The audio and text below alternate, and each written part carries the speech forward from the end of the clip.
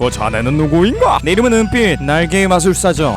저번에 미궁의 십자로라는 극장판의 TMI에 대해서 알아본 적이 있었습니다. 미궁의 십자로 TMI라고 나서 1기로 다시 돌아갈지 아니면 8기 극장판으로 할지 고민을 엄청 했었는데 1기 시한장치의 마철루부터 6기 베이커가의 막내까지는 거의 코난 극장판 황금기라고 부를 수 있는 시기라 이 극장판들은 아끼고 아끼다가 하는 게 좋아 보이더라고요. 그래서 오늘은 8기 극장판 은빛날개 마술사의 TMI에 대해서 알아보겠습니다. 첫 번째, 은빛날개 마술사는 7기 극장판인 미궁의 십자로에 이어 일본에서 2004년 4월 17일에 개봉했습니다. 그러니까 지금 고3 수능 치는 친구들과 동갑이라고 볼 수 있는 극장판이죠. 두 번째, 궤도 키드가 나온 두 번째 극장판입니다. 3기 극장판 명탐정 코난 세기말의 마술사에 이어서 두 번째로 출연했죠. 키드가 처음으로 나왔던 세기말의 마술사에서는 오프닝에서 코나의 정체를 아는 인물에 키드가 없었는데 이번 은빛날개 마술사 오프닝에서는 코나의 정체를 아는 인물에 키드가 언급이 됩니다. 이걸 보면 진짜로 세기말의 마술사부터 키드가 코나의 정체를 알아낸 것으로 추정되고 이 설정이 원작까지 영향을 준 것으로 보이네요. 세 번째, 이 극장판에서는 두 가지 사건이 등장하는데 이 두 가지의 사건이 잘 연결된다는 느낌을 주지 못합니다. 첫 번째 사건은 연극을 보면서 키드가 물건을 훔치려고 시도하는 사건, 그리고 두 번째 사건은 비행기에서 일어나는 사건 등이 있죠. 다른 분들은 어떻게 느끼셨을지 모르겠지만 저는 이 극장판을 보면서 처음에 연극을 보다가 코난이 키드를 쫓는 부분과 비행기에서 일어나는 사건들이 전혀 연결이 안 되고 아예 다른 사건처럼 보였습니다. 이전 극장판들은 폭발이라며 폭발로 주구장창 이어진다거나 가상세계로 들어간다면 가상세계로 이야기를 풀어나가는 등 좀 일관된 모습들을 많이 보여줬었는데 이번 사건의 경우 약간 서로 다른 에피소드를 어색하게 이어붙인 것 마냥 묘하게 흘러간다고 느꼈습니다. 물론 저희 주관적인 의견일 뿐 제대로 이어진다고 느끼시는 분들도 많을 겁니다. 아무튼 저는 이렇게 만들지 말고 8기 극장판 은빛날개의 마술사라는 이름처럼 그냥 비행기 씬을 위해서 빌드업을 쌓다가 비행기에서 사건을 일으키고 이번 극장판이 아닌 다른 극장판에서 연극과 관련된 에피소드를 풀어냈으면 어땠을까 하는 생각도 들었습니다. 네 번째, 은빛날개의 마술사라는 제목은 흰색 행글라이더를 타고 다니는 키드를 말하는 의미일 수도 있지만 비행기를 의미하는 말로도 해석이 가능합니다. 다섯 번째, 남도일과 코난이 동시에 등장을 합니다. 극장판 같은 경우 키드가 남도일로 변장해서 코난과 같이 등장한 경우가 은근히 많습니다. 대표적으로 세기말의 마술사, 천공의 난파선 등등이 있고 이번 사건 역시 키드가 남도일로 변장해서 등장을 합니다. 다른 극장판과 살짝의 차이점이 있다면 다른 극장판 같은 경우는 코난을 도와주기 위해 키드가 남도일로 변장한 경우가 많은데 이번 사건의 경우는 키드가 보석을 훔치기 위해서 남도일로 변장을 했다는 점입니다. 그래서 처음에 남도일이 등장했을 때 코난이 당황해가지고 저거 키드다! 라는 말을 했고 나카모리 경무가 남도일의 볼을 잡아당겨보기도 했습니다. 하지만 애초에 남도일하고 키드가 비슷하게 생겨서 그런지 들키지 않았고 코난 역시 지가 남도일이라고 밝힐 수도 없는 노릇이라 키드가 남도일로 변장한 상태로 나댈 수 있는 환경이 만들어집니다. 여섯 번째, 보통 극장판의 경우 박사님이 어린이 탐정단에게 말장난 퀴즈를 내는데 이번 극장판의 경우 남도일로 변장한 키드가 아이들에게 퀴즈를 냅니다. 이 퀴즈 같은 경우는 일본어 말장난과 관련된 경우가 많아서 번역하기도 어렵고 한국인들은 웬만하면 못 푸는데 이번 극장판 말장난 퀴즈 같은 경우는 저도 풀 수 있을 정도로 쉬웠습니다. 물론 제가 요즘 들어서 애니를 존나 많이 봐가지고 오타쿠라 풀 수 있었던 걸 수도 있는데 아무튼 풀기 쉬웠습니다. 일곱 번째, 다른 극장판에 비해서 추리 파트는 좀 풀기 쉬웠다는 느낌을 많이 받았습니다. 코난을 많이 보신 분들이라면 대충 에피소드의 범인이 어떤 행동을 하는지 그리고 어떤 식으로 생겼는지를 알 수 있는 능력이 생겼을 겁니다. 저 역시 하도 많이 봐가지고 코난의 범인들을 알아내는 노하우 같은 것들이 있는데 일단 첫 번째로 아이들이 뭔가를 만지려고 하면 굳이 이상한 이유를 들어서 만지지 못하게 하는 사람이 있다면 그 사람이 범인입니다. 범인이 특정 물건을 만지지 못하게 하는 이유는 보통 거기에 독이 묻어있기 때문이고 사람을 죽일 정도로 피도 눈물도 없는 사람이지만 아이들은 아껴주는 어느 정도 따뜻한 사람이기 때문에 그런 행동을 보이기 때문이죠. 그리고 두 번째로 이상할 정도로 정상적으로 보이는 사람이 있다면 그 사람이 범인입니다. 코난 같은 경우는 용의자들이 전부 수상해야 정상인데 그 중에서 특출나게 정상적이게 보이는 사람이 있다면 보통 반전을 준답시고 그 사람을 범인으로 만드는 경우가 많습니다. 이 은빛날개 마술사에서는 이 두 가지 패턴이 동시에 등장해서 아마 이 극장판을 보신 분들이라면 극장판 시작할 때부터 아, 저 새끼가 범인이겠구나 라는 생각을 하셨을 겁니다. 추가적으로 이 극장판의 경우는 추리 비중이 매우 작습니다. 비행기에서 사람이 죽고 나서 10분도 안 돼가지고 코난이 범인을 밝혀낸 걸 보면 그냥 원작 코난보다도 추리 비중이 적은 게 아닐까 하는 생각이 들더라고요. 여덟 번째, 앞서 추리 비중이 적고 추리하기가 굉장히 쉽다는 식으로 말했는데 이와 비슷하게 키드의 정체 역시 굉장히 알기가 쉽습니다. 이 극장판에서는 사건이 두 개가 부자연스럽게 이어진다고 말해드렸는데 이 두 개의 사건에서 전부 키드가 다른 모습으로 변장합니다. 첫 번째, 공연장에서 키드가 변장한 사람은 두 명으로 남도일과 어떤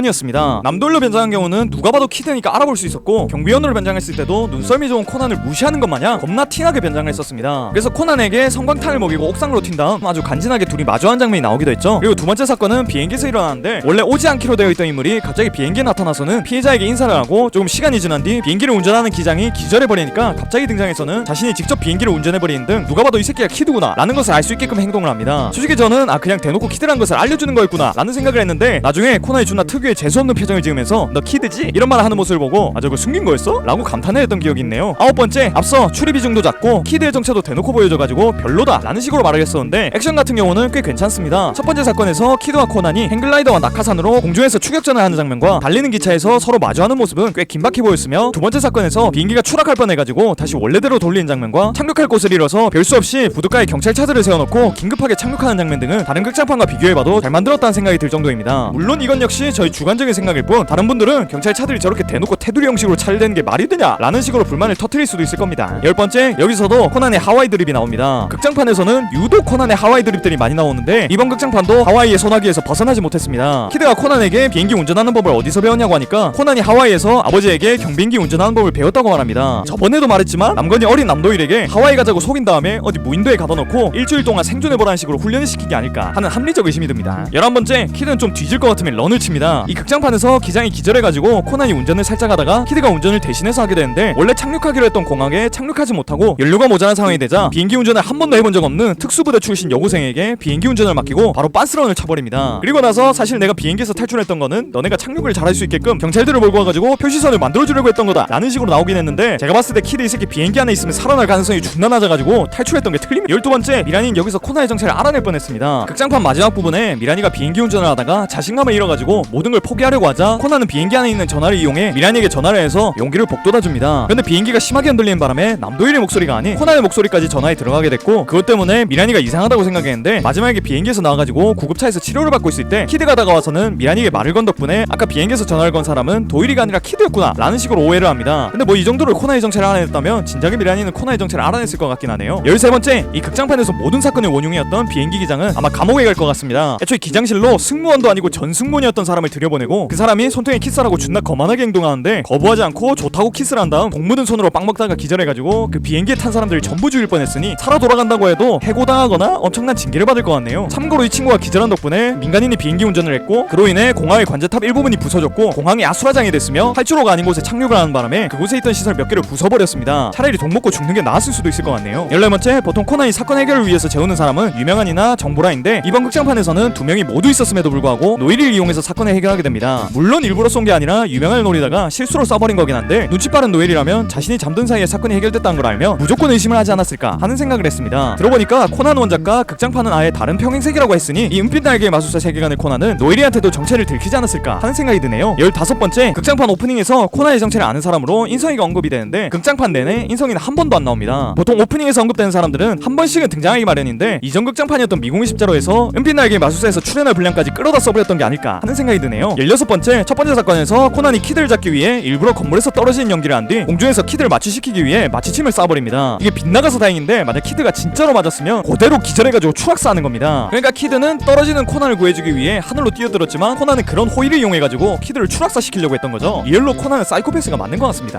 아마 이렇게 16가지가 은빛날개의 마술사에 관련된 TMI인 것 같습니다. 오늘은 인물이 아닌 극장판에 관한 TMI를 알아봤습니다. 또 언젠간 극장판 관련 TMI를 할 것 같은데, 아마 다음 거는 국기 극장판인 수평선상의 음모가 될 것 같습니다. 만약 여러분들이 기대하고 있는 극장판이 있거나 만들어줬으면 하는 주제가 있다면 언제든지 댓글로 남겨주시면 너무 좋을 것 같네요. 제가 확인해보고 그럴듯하다 싶은 게 있다면 영상 주제로 써보겠습니다. 이런 영상 항상 봐주셔서 너무 고맙고, 저는 더 재밌는 영상으로 돌아오겠습니다. 그럼 다음 시간에 만나요.